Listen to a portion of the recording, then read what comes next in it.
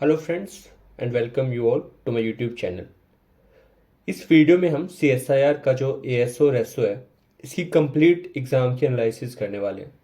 अब तक जितने भी एग्ज़ाम हुए हैं अगर आप उनको एक बार अच्छे से एनालाइज करो तो आप देखोगे ना कि पैटर्न ऑलमोस्ट फिक्स है।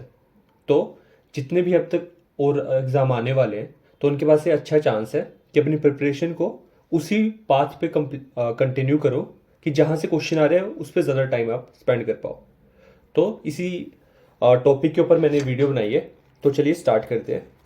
स्टार्ट हम करेंगे पेपर वन से। अगर आप पेपर वन देखो तो स्टार्ट इसमें हिस्ट्री से देखें अगर कि एंशियंट में कहाँ से क्वेश्चन आ रहे हैं। एंशियंट में बुक्स पक्का पूछ रहे हैं तो आपका सबसे पहला काम होना चाहिए कि जितनी भी एंशियंट में मेजर बुक्स हैं आप उनको एक बार गो थ्रू कर लो।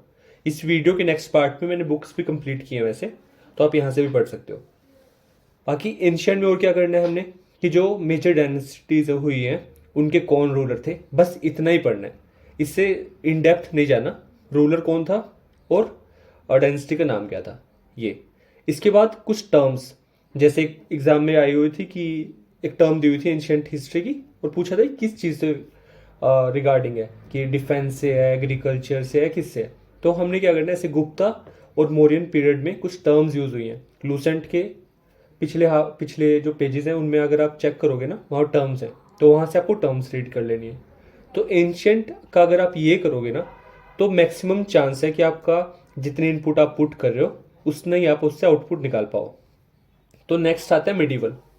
अब मिडीवल में क्या करना है, सेम यहाँ भी बुक्स रहेंगी कुछ जो मुगल पीरियड की बुक्स हैं आपने वो पढ़नी है एक तो, और दूसरा क्या मेजर फाइट्स।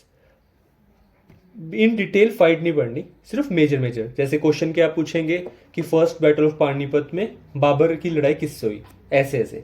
तो 3 पानीपत की वॉर है ये पढ़ लो, और जो जो मेजर आपको लग रही है ना कि वॉर हुई है आपको सिर्फ वो उनमें किसने किससे फाइट की बस इतना। ये हुआ फाइट्स। और दूसरा आपने क्या करना है कि एक बार पूरा ही पढ़ लेना है कि बाबर के बाद कौन आया, उसके बाद नेक्स्ट कौन आया। तो इनके और कुछ कुछ मेजर मेजर पॉइंट्स होंगे ना वो, जैसे कि अकबर में आप देखो उन्होंने पिलग्रिमेज अलाउ की और जजिया हटाया। ऐसी ऐसी चीज़ें आपने पढ़ लेनी है कुछ कुछ मेजर मेजर पार्ट। तो यहाँ से करके हमारा मिडिवल भी कंप्लीट हो जाएगा। देन नेक्स्ट आता है मॉडर्न। अब मॉडर्न में क्या कि ना एक बार अपने बेसिक स्ट्रॉन्ग कर लो, इनफ है वो। कैसे, सोर्स एक रहेगी वो है लूसेंट। उसमें क्या करना है हमने कि ना कांग्रेस के बाद क्या शुरू कर दो। अच्छा कि कांग्रेस 85 में बनी, उसके बाद मेजर इवेंट क्या हुआ, मेजर इवेंट में 1905 हमारा आता है पार्टीशन ऑफ बंगाल। उसमें क्या हुआ, उस इस टाइम कांग्रेस की सेशन कहाँ हुआ, उसके बाद 1907 में कांग्रेस का स्प्लिट हुआ तो कहाँ सेशन था। ऐसे ऐसे ना कुछ कुछ मेजर पोर्शन रहेंगे हिस्ट्री के। देन गांधी जी का हमारा इंडियन फेयर में आना, उसके बाद उनकी क्या मेजर एक्टिविटीज थी। इसमें रहेगा चंपारण 1917, 18 और 19 में अहमदाबाद और खेड़ा इंसिडेंट। तो हमने क्या करना है कि ना एक टाइमलाइन बना लेनी है मन में। इससे क्या रहेगा कि ना आपको एक अंडरस्टैंडिंग रहेगी हाँ कि क्वेश्चन क्या रहा है।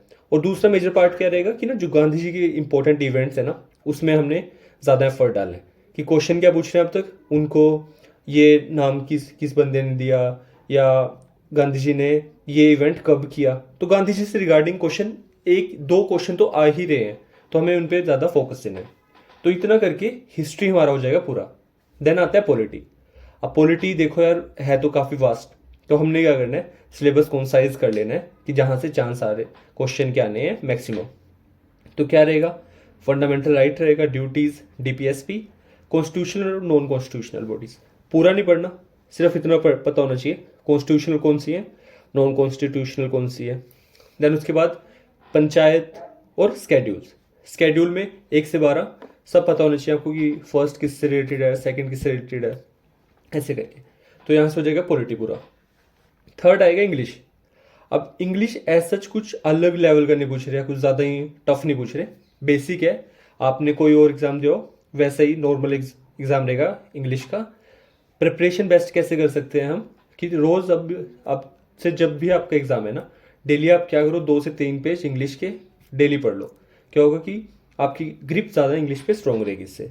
और अगर स्ट्रॉन्ग करनी है आपने तैयारी तो क्या कर सकते हो, दिन के 50 से 100 ईडियम्स पढ़ लिए, ये कर लिया। और एक्टिव वॉइस, पैसिव वॉइस और डायरेक्ट इनडायरेक्ट, इनके ना 20-20 क्वेश्चन कर लो, क्योंकि इसके क्या 3-6 क्वेश्चन इससे आने ही आने इन दोनों टॉपिक को मिला के। तो यहाँ से आपका स्कोर बूस्ट हो जाएगा। और कॉम्प्रिहेंशन और के 2 टॉपिक रहेंगे, एक ऐसे रिगार्डिंग रहेगा और दूसरा रहेगा पोएम। तो इसमें क्या करना है अपना ना, पीस रखना माइंड का कि जो पोएम होगी ना, खुद आपको अपनी अंडरस्टैंडिंग से आंसर फाइंड करना पड़ेगा, कि ऐसा डायरेक्टली नहीं गिवन होगा। तो क्या कि आपको ज़्यादा समझ रहेगा, अगर दिमाग शांत रहेगा ना तो अच्छे से समझ करके आप अच्छा सही आंसर टिक कर पाओगे। तो ये मेरी एडवाइस है रिगार्डिंग इंग्लिश। तो ये करके हमारा हो जाएगा पेपर 1 कंप्लीट। अब आया पेपर 2। पेपर 2 में स्टार्ट होता है साइंस से। साइंस का क्या करना है, सोर्स रहेगी क्लास एनसीईआरटी 9th और 10th। अब इतना टाइम तो है नहीं कि पूरी कंप्लीट हो, तो हमने क्या करना है, मेजर चैप्टर कर लेने हैं। मेजर में कैसे कि बायोलॉजी से हमने स्टार्ट करना है। तो क्या कर लेना है हमने, सबसे पहले सेल वाला पोर्शन कंप्लीट कर लेना है। सेल से क्वेश्चन आ रहा है, क्या पूछेंगे कि अच्छा बताओ सेल किसने डिस्कवर किया, न्यूक्लियस किसने किया, ऐसा सा इन डेप्थ नहीं चाहिए आपको सिर्फ चाहिए एक लाइनर वाली चीज़। ये हुआ सेल। उसके बाद क्या करना है, हमने करना है मेटल और नॉन मेटल। क्वेश्चन पूछ लेंगे कौन सा लिक्विड है रूम टेम्परेचर पे, किसका मेल्टिंग पॉइंट कम है, कौन अच्छा कंडक्टर है हीट का। तो मेल्टिंग और मेटल और नॉन मेटल वाले टॉपिक 9th और 10th की बुक्स में आपको मिल जाएगा। इसको अच्छे से याद कर लो। फिर फिजिक्स में क्या करना है, हमने लेंस वाला टॉप चैप्टर है पूरा, इस वाले को अच्छे से पढ़ लेना है, इससे क्वेश्चन आएगा। और इसके साथ साथ एक वो चैप्टर भी है कि आसमान का ब्लू कलर क्यों है, और ये कुछ कि ऐसे फिनोमिनाज है, शायद 11th चैप्टर या 10th क्लास का, वो चैप्टर भी आपको अच्छे से कर लेना है। तो ये करके हमारा हो जाएगा साइंस पूरा। देन आता है नेक्स्ट ज्योग्राफी। अब ज्योग्राफी है मोस्टली स्टैटिक बेस्ड, कि फर्स्ट रहेगा रिवर्स।